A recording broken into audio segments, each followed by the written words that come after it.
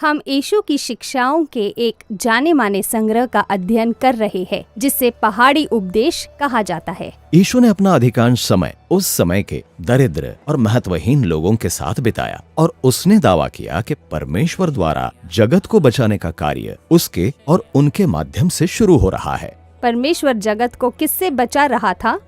यह ऐसे संसार से बचाव है जिसे हमने अपने स्वार्थ और दूसरों के प्रति घृणा से बनाया है, जो हिंसा की ओर ले जाता है, और ये इस पूरे हृदय से प्रेम और सम्मान करने वाले समुदायों में बदलने का बचाव है। यीशु ने इस जीवन शैली का वर्णन बाइबल के एक प्राचीन शब्द धार्मिकता का प्रयोग करने के द्वारा किया। धर्मी व्यक्ति वो है जो निरंतर परमेश्वर के प्रति और दूसरों के प्रति सही कार्य करता है। यीशु ने कहा कि जो लोग इस प्रकार का जीवन जीते हैं वे स्वर्ग के राज्य में प्रवेश करेंगे।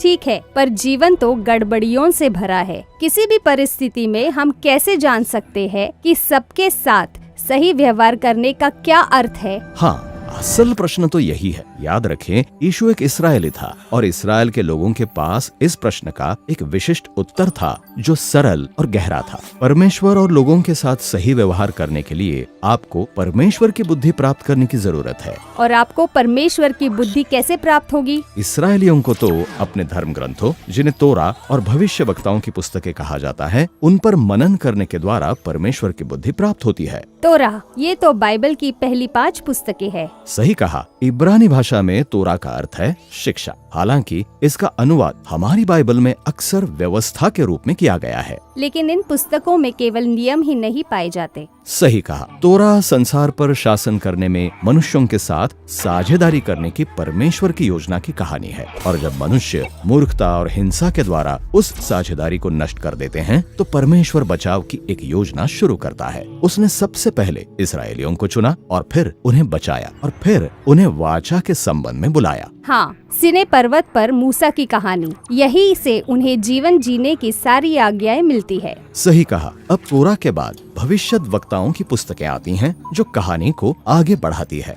वे दिखाती हैं कि कैसे इस्राएल उन आज्ञाओं का उल्लंघन करने के द्वारा परमेश्वर की बुद्धि के अनुसार जीवन जीने में असफल रहा, लेकिन उन्होंने इस बारे में भी कविताएं लिखी कि कैसे ये असफलता कहानी का अंत नहीं थी। परमेश्वर इस साझेदारी को पूर्णता तक लेकर आएगा। यीशु और उसके लोगों के लिए तोरा और भविष्यत वक्ता की पुस्तकें उन सब के लिए परमेश्वर की बुद्धि को प्रकट करती हैं जो दिन रात उन पर मनन करते हैं। अच्छा, पर आइए हम मुड़कर उन सब आज्ञाओं को देखें। आप प्राचीन नियम संहिता में परमेश्वर की बुद्धि कैसे प्राप्त कर सकते हैं? हाँ, तोरा में दिए गए नियम यीशु के समय से भी प्राचीन थे, जो सदियों पहले दिए गए थे, जब इस्राएली अपने देश में आजादी से रह सकते थे। लेकिन यीशु के समय में उन पर रोमियों का अधिकार था। वे तो मूल रूप से दिए गए कई नियमों का पालन भी नहीं कर सके। अच्छा, तो ये समस्या है। और इसके अलावा तोरा के 613 नियम कोई व्यापक नियम पुस्तिका नहीं है, और इस प्रकार तोरा के शिक्षक हुए जिन्हें शास्त्री और फरीसी कहा जाता था, और वे नियमों के पीछे छिपी परमेश्वर की बुद्धि को समझकर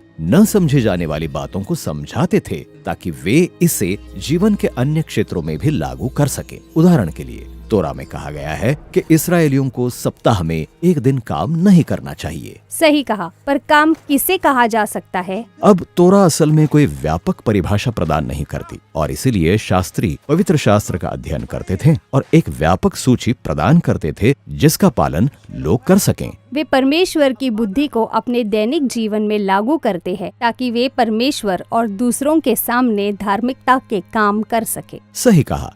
अब इस्राएल के शिक्षक हमेशा एक दूसरे से सहमत नहीं होते थे, और यीशु अक्सर इन वाद विवादों में शामिल हो जाता था।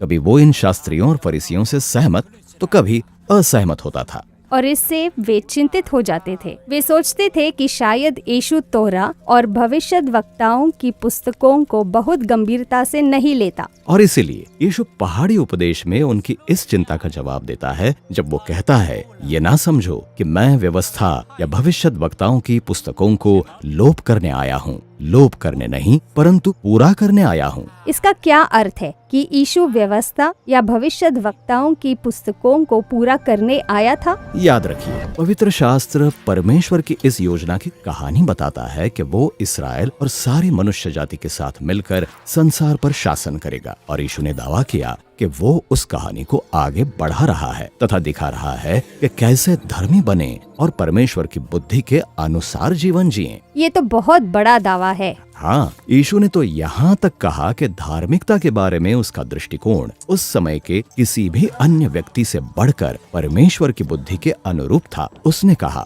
यदि तुम्हारी धार्मिकता शास्त्रियों और फरीसियों की धार्मिकता से बढ़कर ना हो तो तुम स्वर्ग के राज्य में कभी प्रवेश करने ना पाओगे। ये तो गहरी बात है।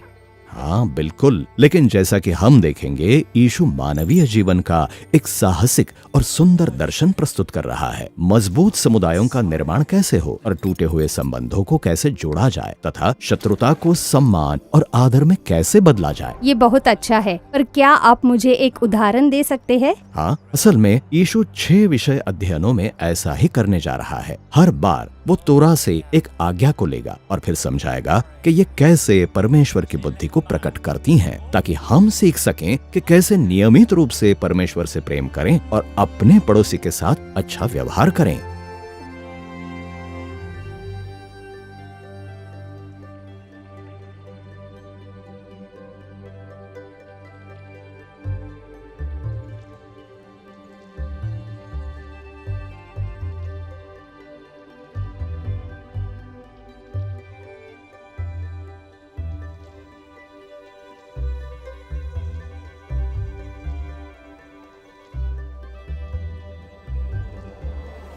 हमने अभी अभी पहाड़ी उपदेश के इस भाग को देखा था। बिल्कुल, ये इस पूरे मध्य भाग का परिचय है जिसमें यीशु उस धर्मी समुदाय के जीवन का वर्णन करता है जो परमेश्वर की बुद्धि के अनुसार जीना सीख रहा है। इसके बाद हम पहले 3 विषय अध्ययनों को देखेंगे जिनमें यीशु दर्शाता है कि हमारे सबसे चुनौतीपूर्ण रिश्तों में वास्तविक धार्मिकता कैसे दिखती है।